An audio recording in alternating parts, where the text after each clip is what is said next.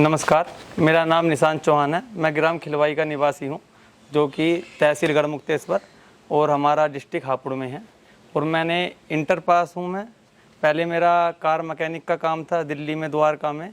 मैंने 12 साल गाड़ियों का काम करा है, लेकिन वहाँ से क्या था, एमसीडी वालों ने परेशान करा और एक पोल्यूशन के चक्कर में 15 साल 10 साल पुरानी गाड़ी बंद होगी, उसके चक्कर में वो मैंने काम छोड़ के मैं अपने गाँव आ गया। और मैंने अपने गाँव में आके मैंने एक पिगरी फार्म। आपके सफ़र की शुरुआत कब हुई और इस लाइन में आपका कैसे आना हुआ? सर, मेरे सफ़र की जो शुरुआत हुई थी वो मेरा गाड़ियों का काम था, वहाँ से मेरा बंद हो गया तो मैं अपने गांव में आया। गांव में आके मैंने काफ़ी सारे काम देखे। पहले मैंने डेयरी करने की सोची, फिर मैंने बकरी पालन करने की सोची। लेकिन मेरे ताऊ जी के बेटे हैं शेखर चौहान, उनसे मेरी मुलाकात हुई तो उन्होंने मुझे पिगरी फार्म के बारे में बताया कि भाई मैं भी कर रहा हूँ, तुम भी कर। सर, उन्होंने ही मुझे सहयोग करा, सपोर्ट करा, और जब से मैंने ये अपना पिगरी फार्म स्टार्ट किया है। आपको 1 साल हो गया पिग फार्म करते करते, तो आज आप अपने आप को कहाँ खड़ा पाते हैं? सर, आज मैं अपने आप को बहुत अच्छे लेवल पे खड़ा पाता हूँ, जो कि मैंने एक बहुत ही छोटे लेवल से फार्म स्टार्ट किया था कि जिसमें मेरी 10 मादा थी, 20-22 मेरे बच्चे थे। आज के टाइम में सर मेरे फार्म में 170-178 जानवर हैं, छोटे बड़े। 1 साल में आपने इस फार्म पे कितने उतार चढ़ाव देखे और आपको एक कैसा, आपका जो सफ़र है कैसा रहा अब तक का? सर, उतार चढ़ाव तो इसमें मैंने काफ़ी देखे हैं। एक बार हमारे फार्म में एक छोटी सी बीमारी भी आ गई थी, लेकिन क्या था, बस परमात्मा का शुक्र समझो या किसी का भी समझो कि 2-3 जानवर ही एक्सपायर हुए थे, वो बच गए। फिर हम उतार चढ़ाव की सर बात करें तो देखो सर, ज़िंदगी में अगर हम कुछ भी कार्य करते हैं सर, उतार चढ़ाव तो हमारे ज़िंदगी में आते हैं। हम अच्छा काम करें चाहे बुरा करें, चाहे हम किसी का भला करें, कुछ भी काम करें, और बिना उतार चढ़ाव के सर ज़िंदगी में, जिसकी ज़िंदगी में संघर्ष ही नहीं है वो कामयाबी नहीं। तो सर, जब आपने पिग फार्म स्टार्ट किया तो तैयारियाँ आपने क्या क्या करी थी? सर, जब पिग फार्म मैंने स्टार्ट किया था सर, तैयारी की तो ऐसी बात है, सबसे पहले सर हमें ब्रीड कलेक्शन करनी होती है। भाई हमें क्या है, हमें फार्म स्टार्ट कर रहे हैं सर, हमें जो हम शुरू में माल लेंगे वो ही, उसके ही ऊपर हम निर्भर हैं, उससे ही हमें अपनी ब्रीड आगे के लिए बनानी है। तो सर सबसे जो बड़ी बात होती है वो ब्रीड कलेक्शन करना होता है जी। काफ़ी जगह गए, देखा भाला। हाँ, किसी से 2 रुपये महंगी लोगे, सर ब्रीड अगर अच्छी लोगे तो सर हमारा फार्म क्या एक अच्छे लेवल पे आगे हमें वो लेके जाएगा। कितनी पूंजी से आपने काम स्टार्ट किया था और कितने एनिमल से काम स्टार्ट किया था और अभी कितने हैं?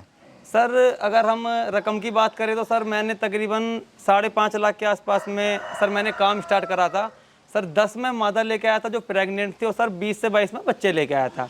और अगर हम आज के समय की बात करें, हमारा जो 1 साल का जो ये सफ़र रहा है सर, मेरे फार्म में छोटे बड़े सारे जानवर मिला के 178 के आसपास मेरे फार्म में जानवर हैं सर, जिनमें से मैंने 27-28 जानवर में अपने फार्म के मैं सेल भी कर चुका हूँ जी। ब्रीड कौन सी है, क्या इसकी पहचान है?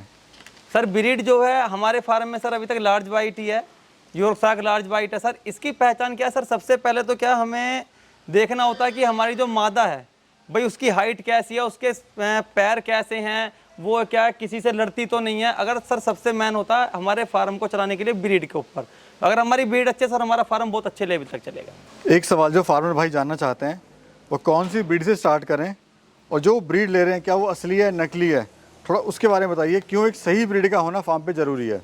सर, जो हमारे भाई फार्म स्टार्ट करना चाह रहे हैं सर, ब्रीड का तो सही गलत का ऐसा है सर, सबसे मैंने अभी बताया था आपको कि आप एक नज़र में उसको ये देखो कि कम से कम जो हमारा बच्चा है, अगर हमारा बच्चा 1.5 महीने का तो उसका वेट 15 से 18 किलो होना चाहिए। और अगर हम मादा की बात करें तो फर्स्ट टाइमर मादा जो अगर हमारे फार्म में आती है अगर डिलीवरी के लिए सर, उसका वेट 120 किलो के आसपास होगा। तो सर वो जितने बच्चे देगी उनको अच्छा दूध पिलाएगी सर, बच्चे अच्छी ग्रोथ पकड़ेंगे, तो हमारे फार्म की क्या ब्रीड बहुत अच्छी सुधर के चलेगी। सर, जब आपने फार्म स्टार्ट किया था तो आपको इसमें समस्याएं क्या क्या आई थी? फार्म पे तो आई थी, साथ में समाज के जो ताने वो भी आपको सहने पड़े, तो क्या क्या आपके साथ इश्यूज हुए थे? सर, जब फार्म स्टार्ट किया था सर, समाज की तो ऐसी बात है, समाज तो हमेशा अगर हम कुछ भी काम करते हैं हमारी टांग खींचने वाला काम करता है। लोगों का काम है सर सलाह देना, काम देना नहीं है। समाज तो जो लोग हैं सर वो सिर्फ एक सलाह देंगे और ताने मारते थे, अरे यार क्या काम कर लिया, तू तो मैकेनिक है, यहाँ पे गढ़ में वर्कशॉप खोल ले, मेरठ में वर्कशॉप खोल ले, यहाँ पे ये काम कर ले, वहाँ कर ले, तू तो पढ़ा लिखा भी है, कहीं नौकरी कर ले।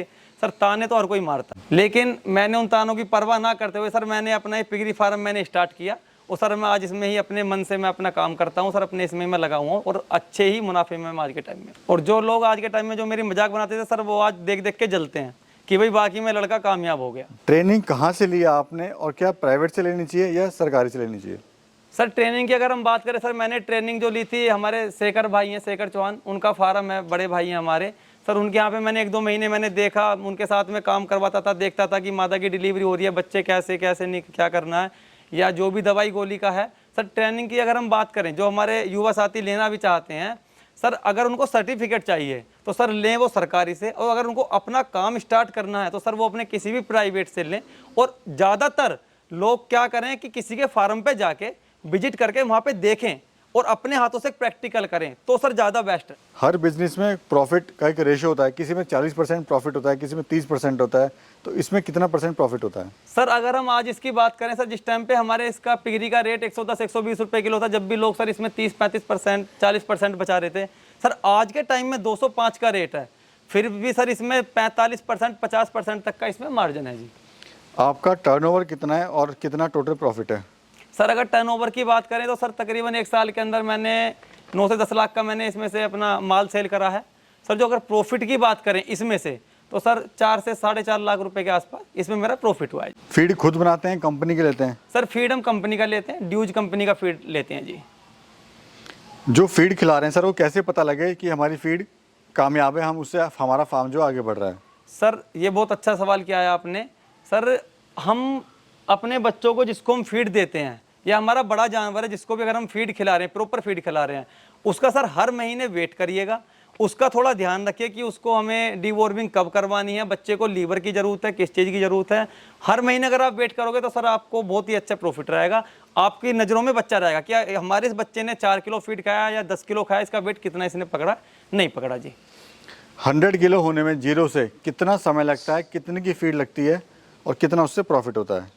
सर अगर हम बात करें 0 से 100 kg तक का जानवर तैयार करने के लिए, तो सर अगर हम प्रॉपर फीड की बात करते हैं तो सर 8,000 से 8,500 रुपये के आसपास में सिर्फ ये फीड का खर्चा आता है। इसमें हमारा लेबर कुछ नहीं है, इसमें हमारा फार्म का मेंटेनेंस कुछ भी नहीं है, दवाई गोली भी ऐड नहीं है जी। अगर कोई किसान भाई जिसके पास कम पैसा है वो शुरुआत करना चाहता है तो कितने बजट से शुरू करे और कितना इससे मुनाफा ले सकता है वो? सर अगर हम बात करते हैं किसान भाई की, जो हमारे किसान भाई जो हमारे इस फार्म को शुरुआत करना चाहते हैं, अगर सर उनका बजट अगर हम मान के चलते हैं 10 लाख का है, वो 2 लाख रुपए तो अपने एक स्ट्रक्चर बनाने पे खर्च करें, 2 लाख अपने जो भी इसमें मादा लाएं, बच्चे लाएं, उस पर खर्च करें सर। और जो हमारा 6 लाख बच रहा है, 6 लाख में से 2 लाख अपने एक अकाउंट में बैकअप के लिए डालें, और 4 लाख जो हमारा है उस 4 लाख से अपना राशन का, फार्म का, लेबर का, मेंटेनेंस का, दवाई गोली का उसके लिए रखें। क्योंकि सर फार्म में या किसी बिजनेस में बैकअप होना आज के टाइम में बहुत ज़्यादा जरूरी है। अगर बैकअप नहीं है तो सर किसान साथी फेल होते हैं, और इसीलिए ही होता है कि भाई 10 लाख रुपए थे, 8 का हमने माल ले लिया और सर 2 लाख रुपए का हमने फीड खिला दिया, सर हमारे पास कुछ बचा ही नहीं, ना अभी तक हमारा माल तैयार हुआ सेल के लिए, और सर हमारे फार्म में ना हमारे पास फीड के लिए पैसे हैं। ज़्यादातर फेल होने का रीज़न सर यही होता है। कभी भी फार्म स्टार्ट करें एक छोटे लेवल से स्टार्ट कर ले, और आगे आगे धीरे धीरे बढ़ते चले जाएंगे। एक फीमेल कितने बच्चे देती है औसत 1 साल के अंदर? सर अगर हम फीमेल की बात करें तो सर फर्स्ट टाइमर मादा जो होती है हमारी 7 से 8 का एवरेज आता है, और सर सेकंड टाइमर मादा का 10 का भी आता है, 12 का भी आता है, 11 का भी एवरेज आता है। साल में 2 बार सर हमारी मादा अपने प्रेग्नेंट होकर वो बच्चों की डिलीवरी कर देती है। ये सर किस रेट का बिकता है? लोकल क्या रेट चल रहा है? सर अगर हम रेट की बात करें तो सर आज के टाइम में हमारे फार्म से, अभी मैंने 20-25 दिन पहले अपना माल सेल करा था सर, 205 रुपये तो हमारे यहाँ से ठा के लेके जा रहे हैं। और सर अगर हम बात करें आसाम के रेट की, गुवाहाटी आसाम की लोग बहुत चर्चा करते हैं कि वहाँ पे क्या रेट है, सर अगर वहाँ की बात करें तो 255, 260, 250 का रेट है। 205 से हमारे फार्म से डीलर लेके जाते हैं। लोकल के क्या जिसको 1-2 जानवर चाहिए सर वो 215 भी ले जाता है, 210 भी ले जाता है। कितना समय आप देते हैं अपने फार्म पे पूरा दिन? सर अगर हम समय की बात करते हैं सर, सुबह मॉर्निंग में 6 बजे आते हैं, 8-9 बजे तक हम अपने फार्म में पूरा ध्यान से काम करना है। जो भी है, कोई बच्चे को दवाई गोली की ज़रूरत है, मादा ने कोई दाना खा रही है नहीं खा रही है, सर 2 से 3 घंटे मॉर्निंग में, सर 2 से 3 घंटे इवनिंग में, उसके टाइम में बीच में बिल्कुल फ्री रहते हैं जी। फार्म का कितना एरिया है, कितना इसको खर्चा आया बनाने में? सर अगर हम फार्म के एरिया की बात करते हैं सर, हमारे इस फार्म की जो चौड़ाई है वो सर 52-53 फुट है, लंबाई जो है सर इसकी 110 फुट के आसपास है। ये तो सर मेरा रेंट का है फार्म, लेकिन जिन्होंने बनाया था उनसे जो मेरी बात हुई थी, जो हमारे इसके लैंड के ओनर हैं सर, उन्होंने बताया था कि आज से 6-7 साल पहले हमने इसमें 8 से 9 लाख रुपए लगाए थे, क्योंकि उन्होंने बहुत ही ज़्यादा मजबूती से और बहुत अच्छे तरीके से फार्म बनाया हुआ है। सर हर बिजनेस में मार्केटिंग की समस्या होती है, क्या इस बिजनेस में मार्केटिंग की समस्या है? सर ये सवाल आपका बहुत ही अच्छा है। सर इसमें मार्केटिंग की कोई समस्या नहीं है। अगर आप अब इस टाइम आवाज़ निकालो कि मुझे अपने फार्म का माल सेल करना है, सर शाम तक आपके पास में कम से कम 100 से प्लस अगर व्यापारी ना मिले, उनके फ़ोन ना आ जाए, सर सबकी बात है। ज़रूरत नहीं है सर किसी के कहीं भी लेके जाने की, आपके फार्म से ही लेके जाएंगे और एक से एक अच्छे रेट में लेके जाएंगे। दूसरी चीज़ सर इसमें बिल्कुल भी जैसे होता है ना कंपटीशन वो नहीं है। मेरा माल है, मेरा मन करेगा मैं बेचूंगा, मेरा मन नहीं है तो मैं अपने को बिल्कुल नहीं बेचूंगा। मेरा तो मन 210 का बेचने का, मैं तो नहीं बेच रहा 205 में। सर ये सबसे अच्छा इसमें ऑप्शन है जी। क्या आप कहना चाहते हैं हमारे युवा और बेरोजगार साथियों को? सर मैं तो अपने युवा बेरोजगार साथियों से एक ही बात कहना चाहूँगा, काम करो, अपना करो, कुछ भी करो। मैं नहीं कहता कि पिगरी का करो, कुछ भी बिजनेस करो, अपना करो, खुद के मालिक बनो, चाहे छोटा करो चाहे बड़ा करो। आप हमेशा जिंदगी में कभी भी किसी की नौकरी करना समझो कि गुलामी कर रहे हैं हम। और अगर सर अपना काम करोगे, अपने काम के खुद के मालिक रहोगे। और पिगरी फार्म सर आज के टाइम में मेरे नज़रों में सबसे बेस्ट है भाई। मैं इसको कर रहा हूँ सर, मुझे इससे अच्छा तो कोई लगता नहीं है। बाकी सर सबकी अपनी अपनी सोच है, सबके अपने अपने विचार है जी, उनके लिए मैं कुछ नहीं कह सकता। पिग फार्म क्यों बंद हो जाते हैं सर? काम इतना अच्छा है, मार्केटिंग बहुत अच्छी है, प्रॉफिट अच्छा है, क्यों फेल होते हैं? सर पिगरी फार्म ज़्यादातर जो फेल होते हैं वो होते हैं सर एक आदमी का बजट के हिसाब से। हर किसी को क्या लगता है, अगर मेरा बजट आज के टाइम में 6 लाख का है, 4 का सर मैंने माल ला के घेर लिया, 2 लाख मैंने अपने फार्म में खर्च कर दिया, उसके पास सर मेरे पास में बैकअप बचा नहीं। अब जब बैकअप ही नहीं है तो सर मेरे को कहाँ से खिलाऊंगा? कम से कम जानवर को हमारे को तैयार होने में 7 से 8 महीने का टाइम लगता है, और जो हमारा बैकअप वो हमारा 4 महीने में खत्म हो गया।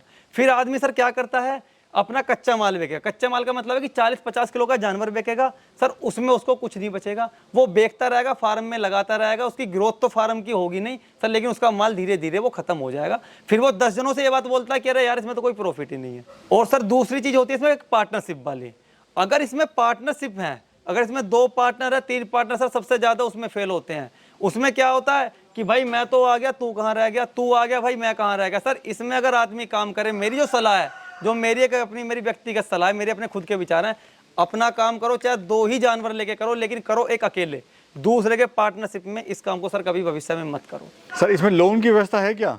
सर लोन की व्यवस्था की अगर बात करें सर, काफ़ी सब भाई इसी बात के लिए पूछते हैं। सर मैंने सुना है कि लोन होता है इस पे पिगरी फार्म पे, लेकिन ये भी सुना है सर अगर हमारा रेंट का फार्म है उस पे नहीं होगा। हमारी खुद की ज़मीन है, हमारी खुद की, उसमें हमने बिल्डिंग बनाई हो तो सर उस पर हमारा लोन होता है।